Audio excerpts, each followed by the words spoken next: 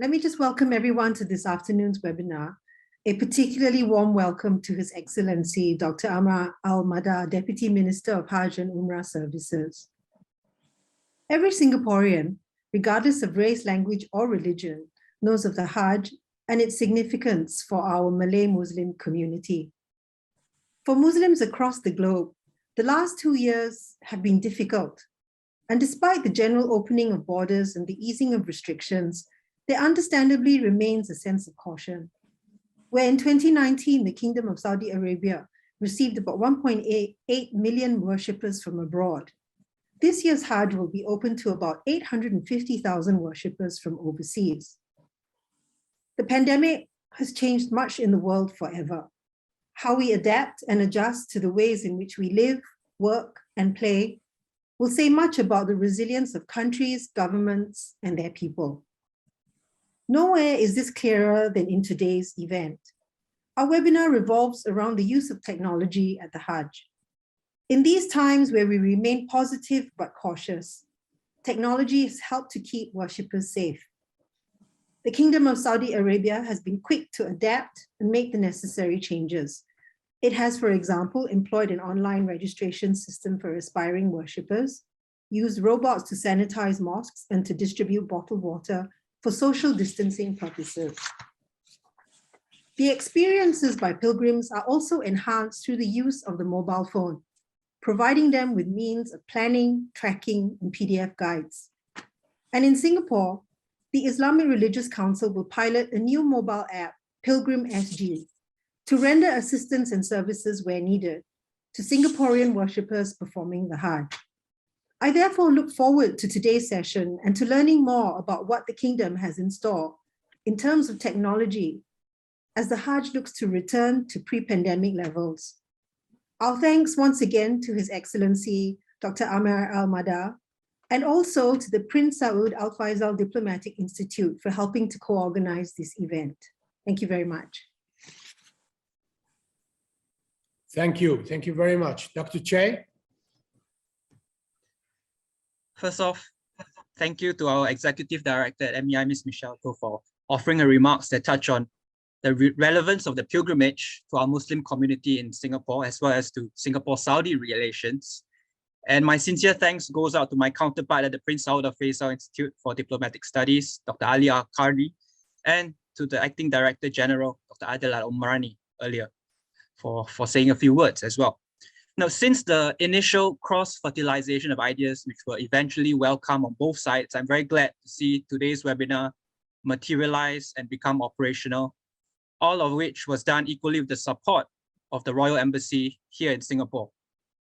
My friend and colleague Ali at the IDS has been very forthright in sharing his thoughts, and long may this continue with further collaborations. I'd like to say a few words about the Bridging the Gulf series. Today's special segment on the technology of the Hajj and Umrah falls under the Bridging the Gulf public education series, which was launched last April. And if you look at our institute's page, or even on the our YouTube playlist for this series, Bridging the Gulf, you'll find that we have 13 sessions so far, ranging from country-specific episodes to more thematic ones covering energy, sport in the Gulf, falconry, and urban planning.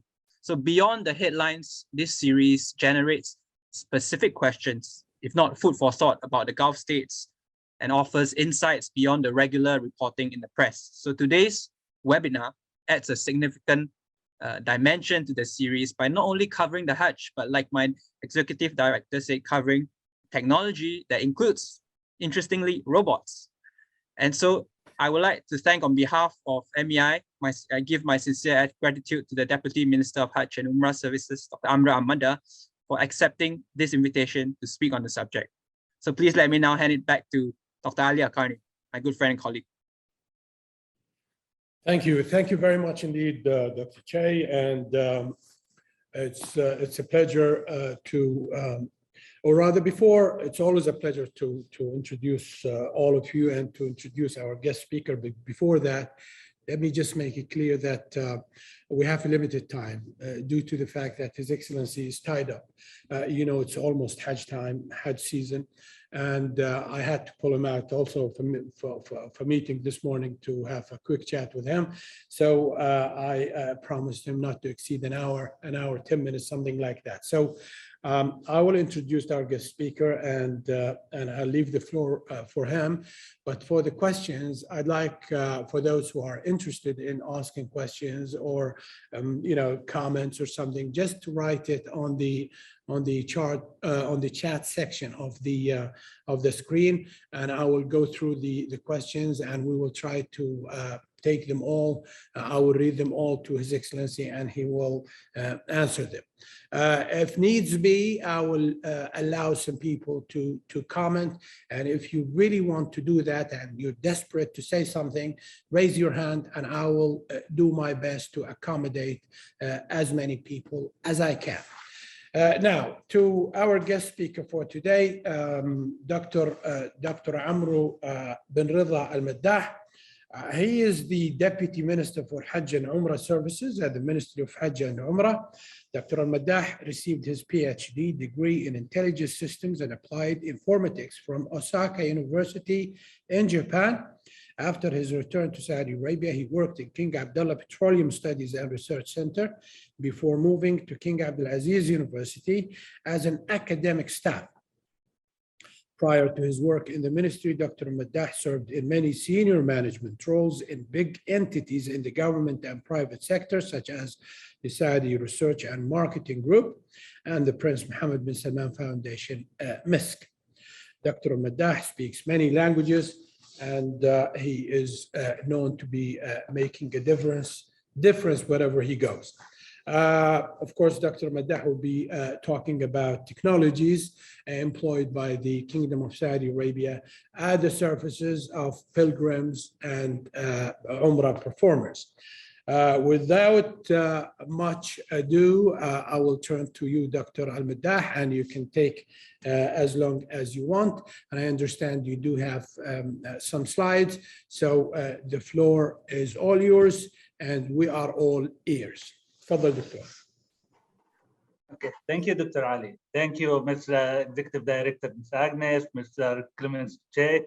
I'm really happy for your invitation to be here today and have this session and discussion with all of you guys. It's really my pleasure, and it's always good to have this kind of discussion with great minds like you. It's always helped us to improve our work and, get a different and fresh approach in everything we do. So I thank you for this opportunity. And today I will be speaking a little bit about what we are doing in Hajj and how can technology help us to serve people in a better way. So before I start, I think most of you are familiar with Hajj and what Hajj means for us as Muslim and what Hajj means for us in Saudi Arabia. Right now in Saudi Arabia, we usually receive like 2.5 million Muslim every year to perform Hajj, but we are trying to make it even better. We're trying to accommodate more people as Vision 2030 dictate for us. We are trying to make the service autonomous. We are trying to raise the quality, so Hajj will be the benchmark for the quality of service. I will show you a couple of slides now discussing our strategy and how technology play a big part of it. But I would like to discuss the idea Mr. Executive Director mentioned about how the COVID-19 came and became a like big changer for the whole ecosystem, how we eat, how we work, how we play. It also came for us as a challenge as it may be, but it also came for us as an opportunity. Maybe Hajj have been like for 1,400 years, almost continuous all this time. So when COVID-19 came and changed the rule of everything, changed the way we do things, changed the way we think, changed the way we interact, it gave us the opportunity to stop and look back and decide how can we act in a different way. Before, when we are speaking about an ecosystem like Hajj or Umrah, we are speaking about ecosystem that has been continuous for almost 1,000 years, and people have been always doing it in the same way somehow. So any new change to be adopted, especially that you only have one time a year to try it out, it was always difficult to introduce. And we come to technology. Technology is always the big changer for any ecosystem, and technology have been the winning horse right now. All government rely on to improve the services. But for us to make it even more integrated into the system, we had actually to redesign the whole system and rethink about everything. So actually COVID-19, even though it might have been a disaster in many ways, but it gave us a bliss in a way that we can redesign Hajj and redesign the way we interact with our clients, let's say. So I will be showing you a slide about Vision 2030 and what we are planning to do with everything related to the vision, and how technology is playing a big part of this. Is the presentation clear right now for you on the screen? Okay. So let's start from the beginning. What is the kingdom? What is the kingdom goal actually serving and strategy for serving guests of Allah? When Vision 2030 was announced, you know, Vision 2030 is kind of our new way of doing everything in the kingdom right now. It was announced like 3 or 4 years ago, and it was planning a whole vision and KPIs and strategy for everything related to the kingdom. One of the biggest portion of this vision was actually related to people and how people can be served better, how citizens can be served better, how people visiting Saudi Arabia can be served better. So there is a whole section in Vision 2030 strategy related to serving guests of Allah, or Duyuf al-Rahman, as we call it in Arabic. We have 4 main criteria in or KPIs or motivators for us while serving guests of Allah, which was highlighted in Vision 2030. The first was easing the access for more guests to the 2 holy mosques. Right now, we know that the demand for Hajj, for example, in some countries exceed 20 years. But we have limited space, we have limited time. But Vision 2030 is encouraging us, like we have to find the solution to accommodate more people. We also have to provide higher quality of service. So this is one of the mandates in Vision 2030 for us, for serving guests of Allah. We also have the mission of enriching the cultural and religious experience. Before, we noted that people, like usual when they come for Hajj and Umrah, they only come to do the ritual. But they don't use this opportunity to enrich their journey with cultural side, with cultural experience, with religious experience, and maybe there was a room of improvement that was overlooked. So Vision 2030 came in a way that we have to actually consider these aspects and work on it faster and in a better way. Fourth, and one of the most important elements for us in the Vision 2030 regarding the sector for Hajj and Umrah is to make the sector sustainable. So the sustainability, maybe there was an error here in typing error. The sector sustainability means that we be able to serve people with high numbers all around the year. So all of these 4 missions and elements actually cannot be done without the technology, because we have limited space, we have limited time, but technology can make it work somehow. If we are speaking about Hajj, of course, my PhD is related actually to I got my PhD from Osaka University in Japan, and it was related to system design and robotics and artificial intelligence. We usually, when we discuss Hajj in scientific forums, we say Hajj is the most cluttered environment in the whole universe, because you have 1.8 million people coming from abroad, because we have 300,000 coming from local. We have almost, let's say, 2.5 million people coming for Hajj from more than 160 nations, from all different genders and colors and nationalities, and all almost wearing the same clothes. All the men are wearing white, all the women are wearing white as well. So if you are going to test technology, you wouldn't find more difficult environment such as Hajj, because all of these people or all of this diversity are crowded in 10 square kilometers in a specific time and a specific location, and they all have to move at the same time. So if any technology can succeed in Hajj, it will be able to succeed anywhere else. This is why the technology we're employing right now is becoming one of the kind that's actually state of the art in so many ways. This is why we have the leading technology companies in the world competing to find their product tested in Hajj. especially when we're speaking about crowd management, crowd analysis, IoT, because if you can succeed here, you can succeed everywhere. So let's look at the Hajj journey, Hajj and Umrah. Right now, I know that the session we are speaking about Hajj, but we have to understand that the new Vision 2030 made Hajj and Umrah all almost connected. So if you are coming for Umrah, it will feel almost like Hajj, because we are targeting 30 million people by 2030 for Umrah. So that means almost every month we have 2.5 million people in Saudi Arabia performing Umrah. So it is almost like mini Hajj every month.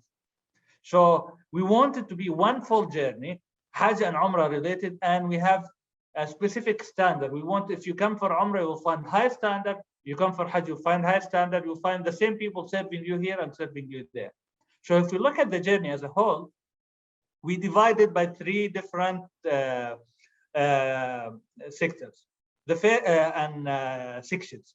The first section is about first impression, which contain the pre-arrival and landing. Pre-arrival means the way the Haji and Mu'tamers get their visa, the way they book their package, the way they land in Saudi Arabia, the way we receive them in the airport, the way we welcome them. All of this, we studied the whole journey in this section, and we find way to implement technology in it. So instead of them going to small offices in a small city, and this small office will direct them to a bigger office in a bigger city, and then he has to go to the embassy, and from the embassy will have to go do fingerprint in another appointment. We did it in a way that all of this, of course, with the integration of all the government entity here in Saudi Arabia, can be done in a single step, in one step, online from your smartphone. So you can just go inside a web portal, pick up your package, get your e-visa online, and just come to Saudi Arabia. And when you land here, we make sure that your information will actually be available in your arrival. Someone will greet you with your name and all of your details. You will receive a smart Hajj ID that contain all of your profile information and all of your services and all of your e-wallet and e-tickets available for you. So in your journey, the digital profile we build about you when you booked the package will help you to get your experience better. It will help to assure that what you paid for is what you are getting. And if you are complaining, you get what you deserve, because you already paid for service, so you should get it. So this is for the first impression in the first part of the journey. The second part of the journey is about performing the ritual, either for Hajj or for Umrah, which include transportation and accommodation, and the Holy Mosque, and visiting the Holy Mosque and the holy sites. We made sure that every step of the way, we have digital quality check, and we have e-tickets available. And when visiting the Holy Mosque and the holy sites, you have a specific time slot ready for you, and we know the capacity, so you will be served in a better way. I will show it to you in a later slides, how technology helped make it even better and spiritually fulfilling for people if we manage it in a better way using technology. The third sector of the journey is about services and experience enrichment, which includes safety and security, which played a big part during the COVID-19, accommodation, and enrichment, which means site tours, additional services, etc. Each one of them, we had technology playing part of it, and I will show you a video by the end of this slide that will explain what I have been saying so far. So let's start with a small slide about an application called I'tamarna we released with the beginning of COVID-19. You know, with the beginning of COVID-19, before the epidemic, like people were able to just anytime they want, they can just go to the Holy Mosque. They will find it crowded. They will fight for a place to sit, and they will be close to each other. And sometimes you'll find four people in 1 square kilometer, 1 square meter. So with COVID-19, when everything happening around it, we had to make people actually give each other a space, and we had to organize the flow for people going to the Holy Mosque. So we launched an application called I'tamarna, where people have to go to that application, open an account there. Of course, it's a free account and can be done in 2 simple steps, just your ID and your name. And you go through the time schedule and find whatever time suitable for you and just say that I will go to Medina, I will go to Mecca, I will go to perform Umrah, I will go to just to pray. And this application will automatically calculate the available capacity and will start issuing permits immediately on the application. This application, when we issued, it was the only way that we'd be able to accommodate people and hold a big event, even though COVID-19 is happening. I think the biggest event happened during the COVID-19 was actually receiving people for Umrah in 2020, because all the world was locked down, but still in Saudi Arabia, we were able to accommodate 25,000 people every day without a single case registered for COVID-19. Most of the other places were locked down. In 2021, still the COVID-19 was a big hit in lots of countries. We were able every day to accommodate 100,000 people in the Holy Mosque to perform Umrah without a single case registered, because we matched their ID with the registered COVID-19 cases. So here we have a case that proves that with a little bit help of the technology, we can actually organize things to make it better. We can increase the safety and security of people, and we can increase actually even the spirituality when you are sitting in a place where you have your time, you have your dedicated time, you have your space, nobody is pushing you. You are improving the quality of the experience itself. So this application, when we launched it, right now it's #1 in travel category in App Store and #1 in top 3 in Google Play here in the Middle East area. We have 19 million users and 60 million permits issued. So 60 million people use the application to visit the 2 holy sites. So what can we get from this? For example, this example of applying technology to organize old ritual, one of the oldest rituals in the whole world. Like we're speaking about rituals that have been continuing right now for almost 1,500 years. But right now we implemented technology to make it even better. So if you look, what did the application do? Like if you see the picture to the right, it was really crowded. Sometimes people from small countries or people coming from all across the globe just to visit, to do Umrah or visit the Holy Mosque in Medina, they wouldn't get the time or they wouldn't get the space because it is really crowded. Right now, when we apply this application, we are giving fair chance for all Muslims to access the Holy Mosque, and which was one of the Vision 2030 goals for us. Right now, we'll always give priority for people from other nations visiting Saudi Arabia. If you are coming from abroad, you will always have a high priority. You will always guaranteed access to the Holy Mosque in Mecca and Medina. But before, people who live near these 2 holy mosques were crowding the place, for example, let's say. So now I'm giving a fair chance for everyone. I'm organizing the demand and I make it accessible for everyone. And I'm monitoring the amount of people coming from different places of all the globe to make it sure that everyone is getting a fair chance for accessing the Holy Mosque, because Saudi Arabia is custodian for these 2 holy mosques, and it's their duty to make sure that everyone is able to access the Holy Mosque with fair chance compared to even to the people living near the Holy Mosque. So this is one of the goals that we achieved with this application, for example. Also, if you look to the picture to the right and picture to the left, with better flow control and crowd management by calculating the overall capacity of the place and only permitting people which match the operational capacity, we are able right now to give more spiritual experience, more space for people, better movement, especially for elderly. You know that we have 1.7 billion Muslims around the globe. Almost 70% of people of them who are coming for Saudi Arabia to perform Hajj and Umrah are in their late 60s or late 50s. So these people need their time, need their space. So with better flow control and crowd management, these people are getting now better experience. Also, we are better distributing the capacity through the day, throughout the day and throughout the year. Before we will come, some days we will almost find just a couple of thousands of people in Haram. But while other days, like in Ramadan, you will find 3 million people in the same place.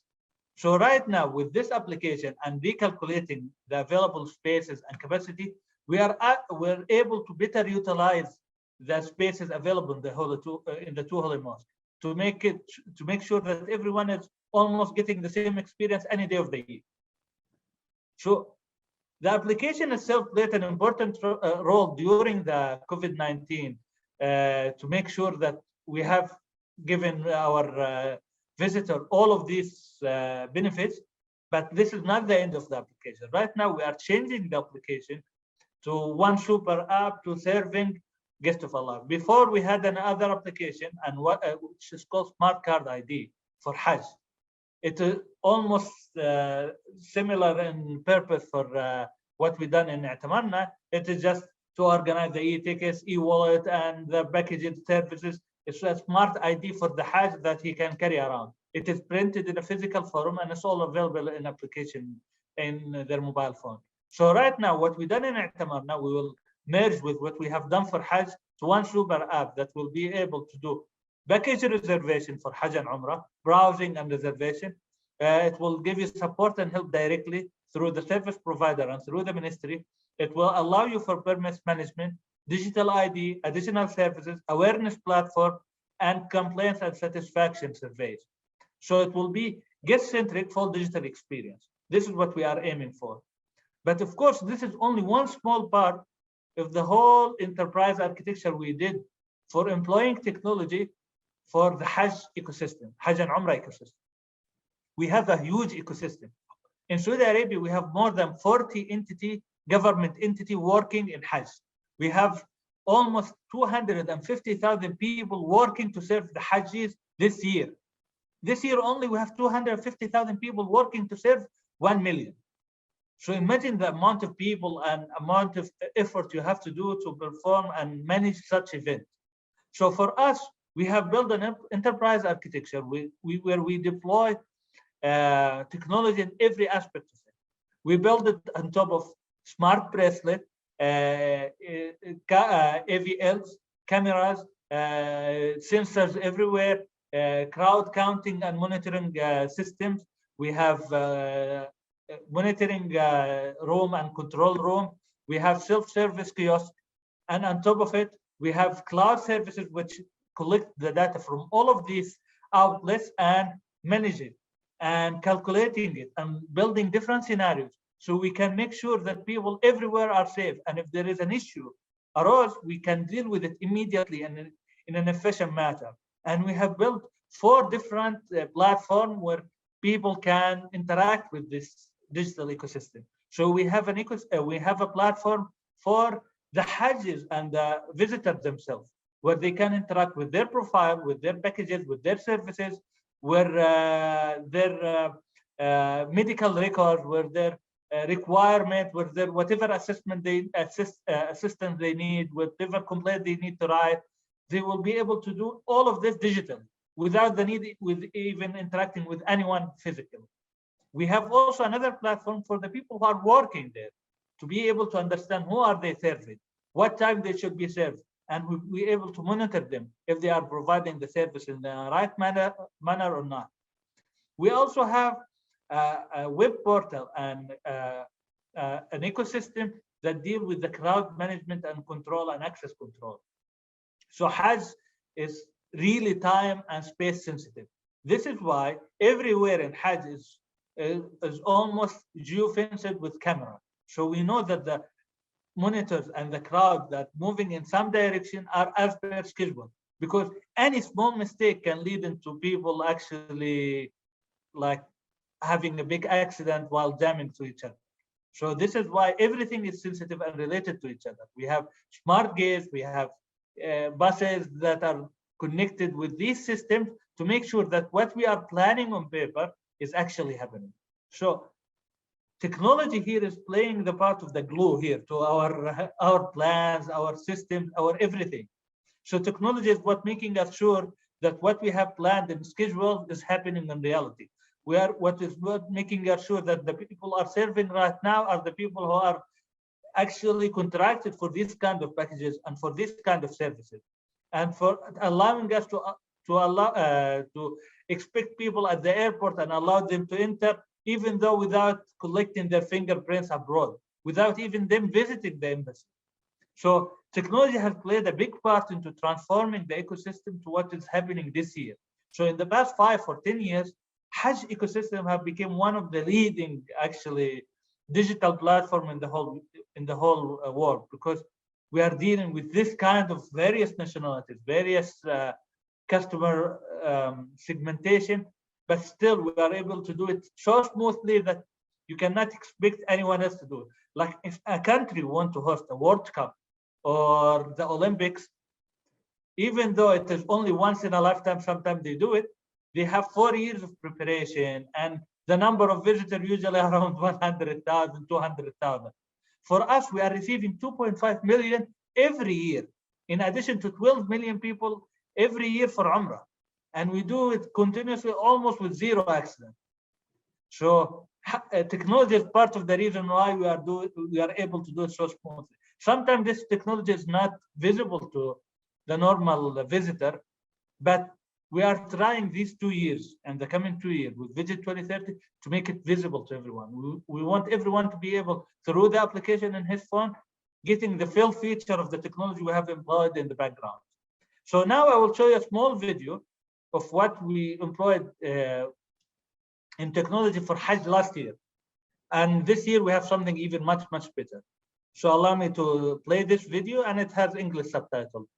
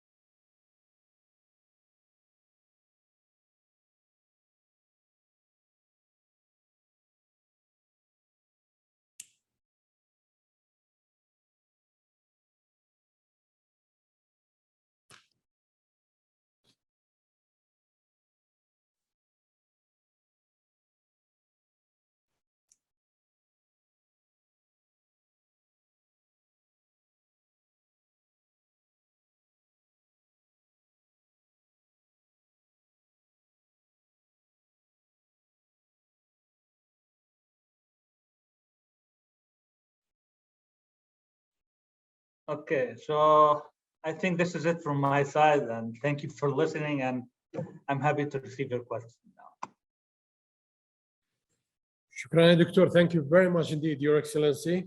Absolutely informative, and I personally learned a great deal out of the presentation. There are things I didn't know, but managing such a huge crowd in a very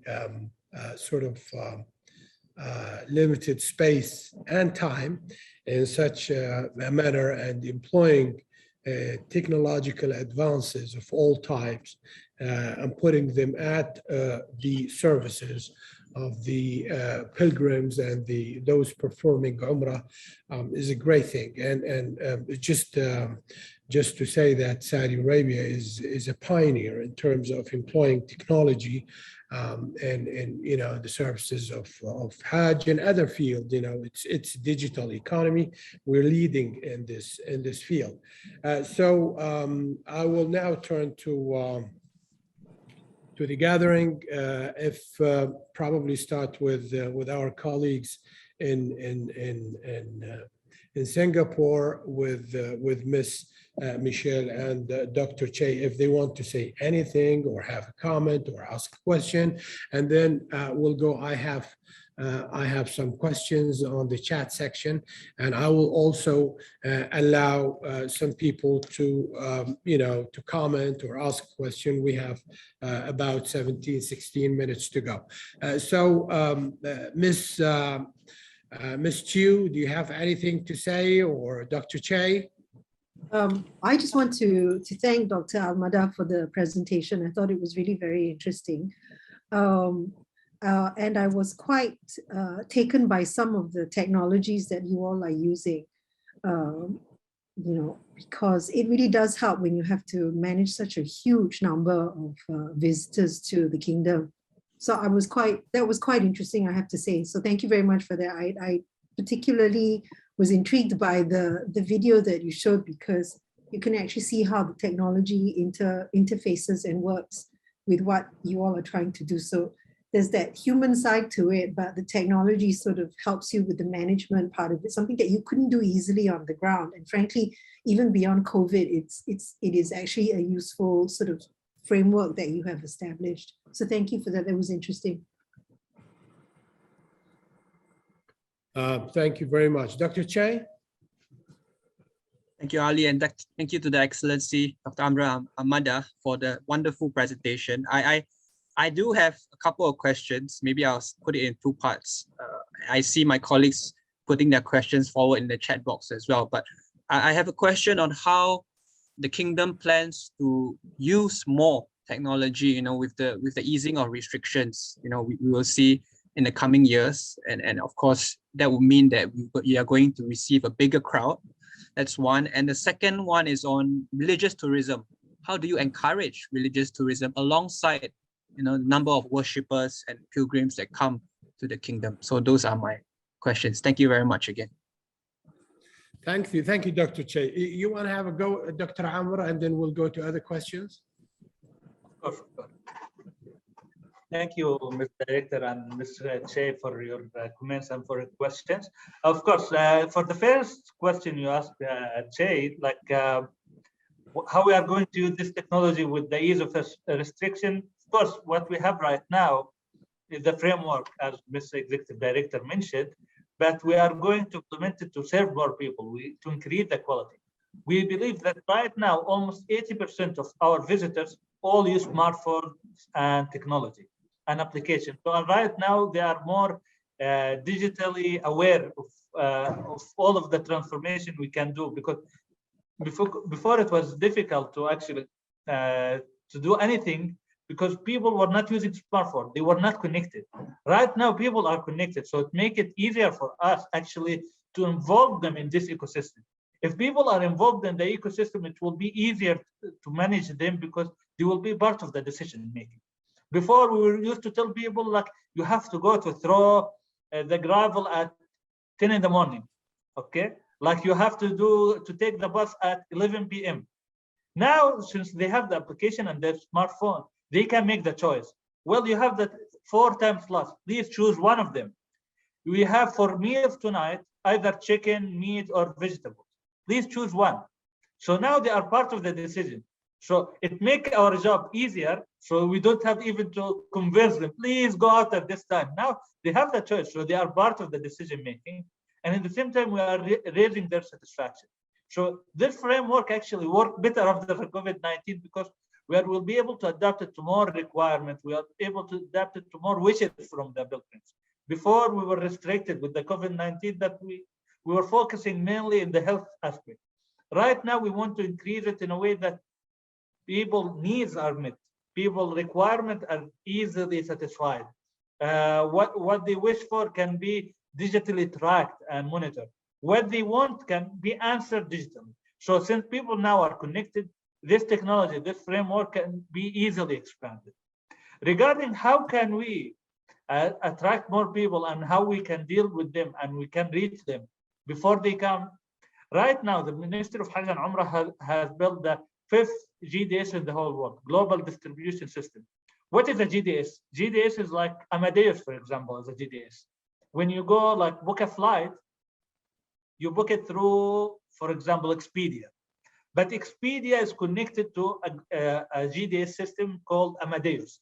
So all flight companies dump their availability, their time, their prices, and different OTAs actually collect the information from there and make bookings for you through it. The Ministry of Hajj and Umrah has built the 5th world GDS. What is the GDS for Hajj and Umrah? Contain all available time slots, all available services, accommodation, flights, Hajj packages, and made it available for online travel agencies that people are already used to. Right now, we have Agoda, we have Booking.com connected to us for the ministry. So these companies can now sell Hajj and Umrah packages directly for you in Singapore, and you can even get your visa through your Agoda booking, through your Expedia booking. So right now, we are changing the whole way you were purchasing packages or dealing with the ministry. So we are moving from the G to C and make it more like B2C through online travel agents that you are already dealing with, you are already trusting. So we are moving to the back a little bit and enabling more, let's say, service champion in these fields. We are enabling Agoda, we are enabling Booking to be able to interact directly. This is why people who are coming for Umrah these years are able to serve complete Hajj packages from Agoda and Booking and get the visa without even have to access the Ministry of Hajj and Umrah website. Without even have to deal directly with the Saudi company. They can just go like they are, when you are from Singapore traveling to Paris, you just can access Booking.com and book a room there and you can travel. This is what we are aspiring. So religious tourism for us, making it accessible mean enabling the right player to the market. And this is what we have been working on. So we build the GDS and we enable all the qualified OTAs to be able to access it. So right now we have the big player in the market now connected to us. So I think we are answering this part quite well. And we'll see the result in the next 2 years. Already for Umrah this year, we received 2.5 million people from abroad, even though it's still COVID-19. And almost 80% of them came through these online travel agents. Thank you, Dr. Amro. And I want to come to this particular part about buying packages from outside, but I would like to start with a question that came from Aisha Asarih. She'd like to thank you very much indeed for an insightful presentation. And she's asking about those low income people who do not have the privilege of having an iPhone or an Android and who cannot, install a Tamarna. What do they do? What are the services that are provided for these people if they can't do it? And this reminds me of the situations that we witnessed here last year by the application that we were required to utilize in order to, because of the COVID restrictions, to visit Mecca and Medina. There were elderly who couldn't do it. They've had to ask help. There were people without a smartphone at all. So what are your solutions? What do you say to these people? We have a really easy solution for that. And of course, we consider that part. We consider that some people might not be connected to the internet. Some people might not be able to use a phone, or they cannot read, or etc. So we did an easy solution for that. Every pilgrim coming to Saudi Arabia will get a printed physical ID free of charge, which is a representation for his digital portfolio. So this printed physical ID contains his name, his QR code, and his digital ID number. So when he go any place, when he go to Al Haram, for example, he doesn't need even to show his ID. He will just show the card, and the QR code will be read and will be allowed to him to enter. He will be able to show the card, and from the QSIC, service QSIC available everywhere, will be able to select additional services that he requires. From the QR code and the ID he's carrying, he doesn't need even to carry his passport. This identification is authorized by the Minister of Interior here, so they wouldn't even have to ask him for his ID. If he got lost, if he got to the hospital, for example, his medical record is saved to this printed physical ID. Of course, he can access it through the application and modify it, but at least he has a printed physical identifier, and he keep carrying it around. And of course, it will be distributed to him free of charge, and he gets it once he arrives to the Kingdom of Saudi Arabia. This year, 100% of all Hajjis will receive these cards. Already started receiving it, since right now we have 400,000 people from abroad the kingdom already here, ready for Hajj. All of them right now are receiving these physical cards, and we are able to use their feature. Great, thank you. And this question is from Alex Arduino, who also thank you for your very informative presentation, and he congratulates you on the success of implementing Tamarna.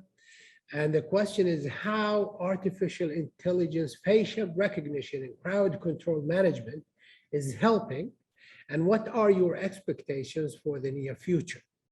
Also, how your own specific experience with Hajj can be of help for Vision 2030 Smart City Development and for NEO. Of course, when we are speaking about crowd management and facial recognition, etc., we have two parts of the facial recognition features in all of our systems. One of the things that we hold dearly to us in the Ministry of Hajj and Umrah is user privacy.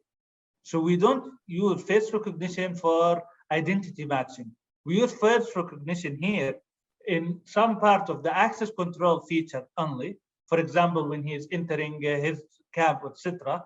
But for crowd management, we use face recognition for emotional intelligence. Like we decide the number of people who are passing through this camera are happy, they are sad, they feel like distressed. The number of people passing through this area is more than this area can accommodate in one time. So we use the camera and facial recognition features to more understand the behavior of people, to better analyze the crowd and the movement, and to better improve our scheduling, our capacity, our operating model, and recheck our system.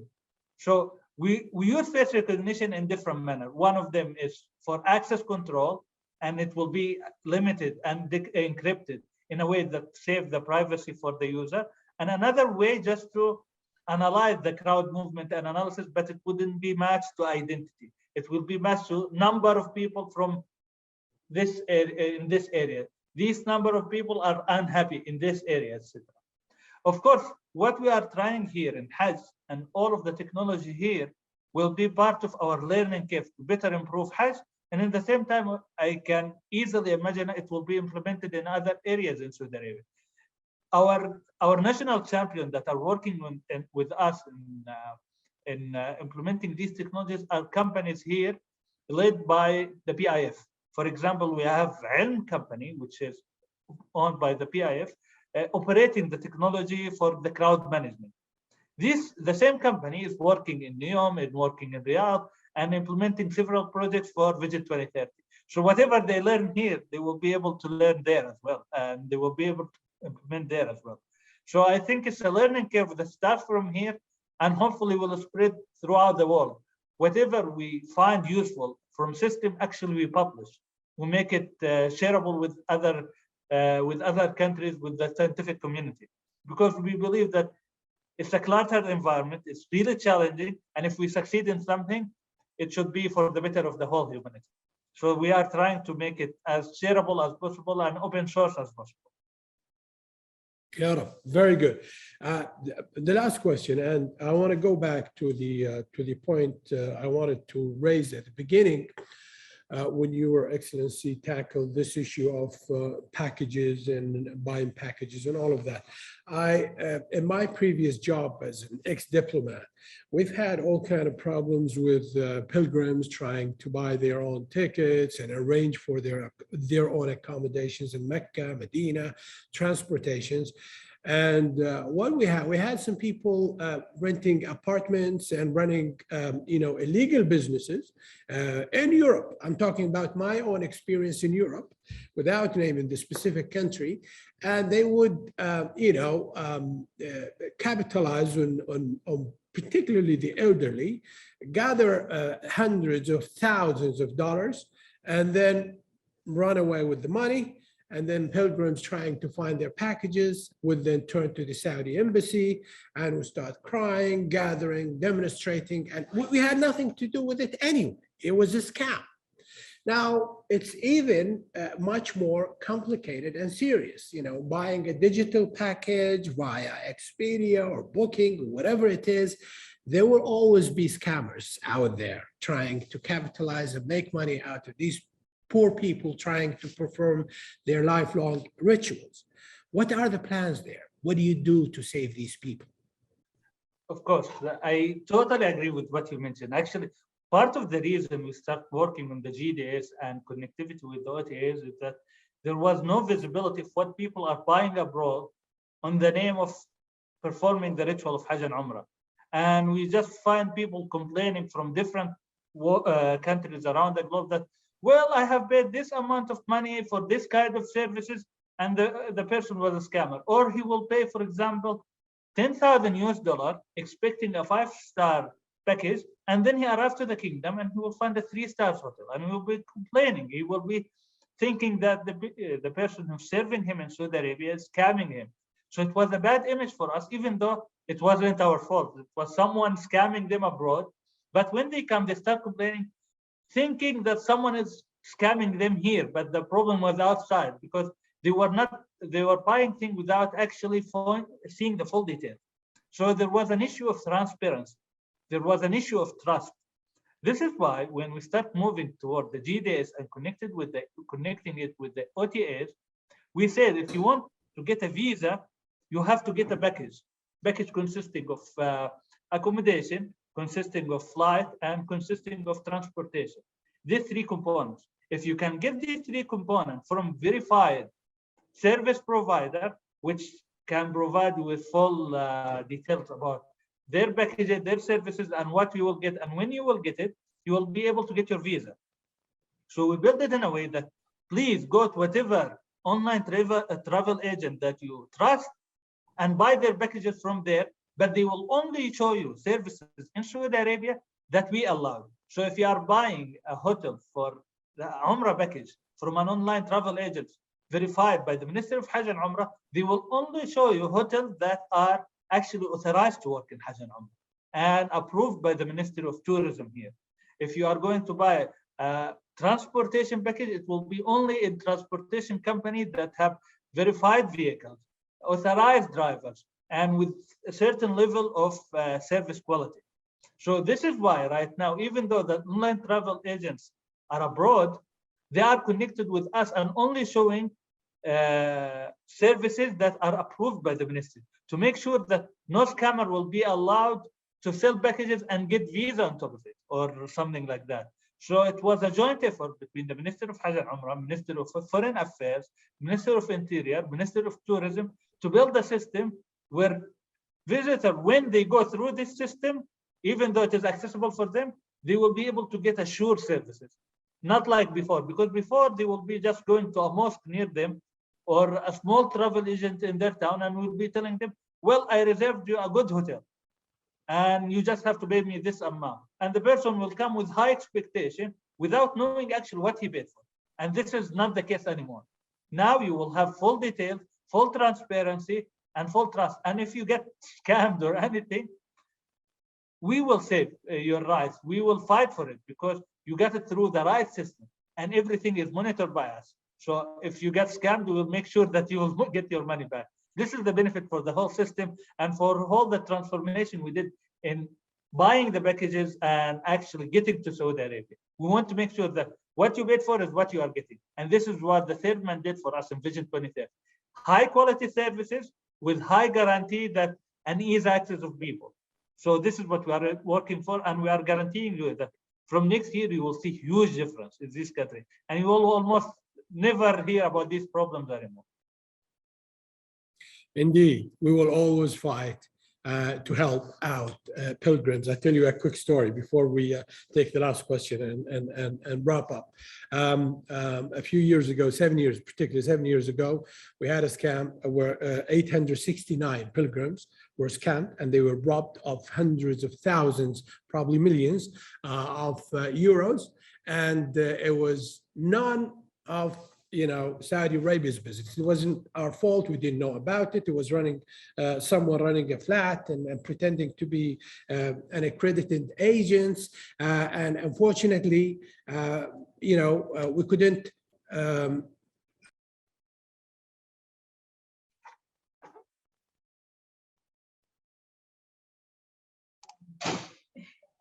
I think Dr. Ali's connection might have some problems, but Dr. Ali? Okay, let me take the role of the moderator until he comes back. I can take the last question he mentioned. What was the last question? I think it was in the chat. Would you allow me? It was mine. Would you allow me to ask? Yeah, please, go ahead. First of all, thank you very much. Very insightful and very promising plans that you mentioned.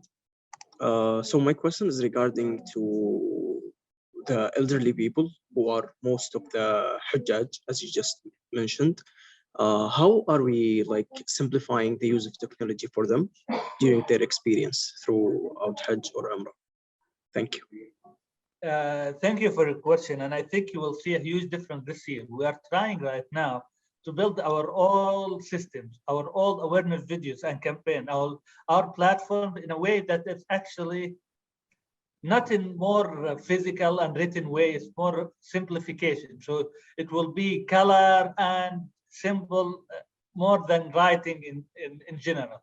So we are trying to accommodate more elderly in our systems. We are trying to accommodate more illiterate people actually to use our technology, to use our application. So we are trying as much as possible to depend on colors and symbols, and in the same time accommodate more services that are directed toward the elders. So right now, for example, in the application we are building, we have a specific section regarding services that elderly might need. For example, he can ask for a wheelchair to his room. Of course, it's an additional cost for the package, but he can ask for it. It's a service that elderly might need. He can ask for medical assistant. He can ask for sign language translation, for example, through the application. So we are accommodating more of their needs, and in the same time making the communication with us and with the application and technologies we're employing as simple as possible. And if he cannot use all of the applications and the smart tools, he can simply just show his physical ID, and he will get the help he needs in any station. And since his physical ID contains all of his information requirement from the registration time, he will be able to get a better service. He will be able to get all the requirement and the services he registered for and he might need, without even the need of communicating one single word, because everything is registered digitally. So this is how the system is helping the elderly, and we'll keep improving it until we reach the point we think is what everyone needs. This is more than expected, Dr. Amr, mashallah. And I thank you personally. And so I just want to quickly introduce myself. So I'm Yusuf Lai. I work for the policies and regulations team here in NEOM. And to your last point on the transfer of knowledge, we already benchmarking Hajj and learning a lot from your experience. I thank you again. Shukran. Thank you so much. Thank you, Yusuf. Thank you, Doctor. And my apologies. Something happened and I was knocked out. And now I logged from my own personal mobile. Please accept my apologies. I know it's time to wrap. I just want to finish the story I was narrating. Anyway, the whole story is about something you said, Doctor, that we will always fight to protect pilgrims no matter what.